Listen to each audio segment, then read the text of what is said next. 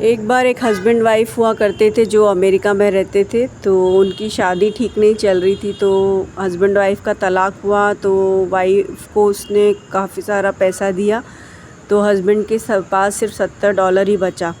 अब उसने जब अपनी पर्सनल लाइफ की तरफ झांक के देखा तो उसने पाया कि जीवन में सब कुछ ख़त्म हो गया है। तो हस्बैंड ने सोचा कि क्यों ना अब मैं ये $70 भी खर्च करके और अपने जीवन को समाप्त कर लेता हूँ। तो वो चला तो जुआ खेलने के लिए चला गया। अब वो कसिनो में गया तो काफ़ी लंबी लाइन लगी थी, तो उसने सोचा कि अब कहीं और चलता हूँ।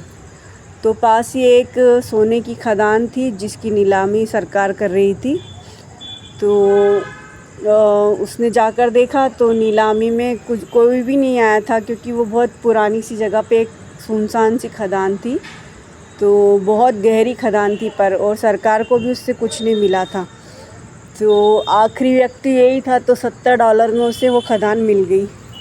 अब वहाँ जो कुछ मज़दूर ठहरे थे तो उन्होंने कहा कि आप इस खदान के मालिक हैं, तो आप हमें बताइए कि अगर उसे और खोदना हो तो हम इसे खोद सकते हैं।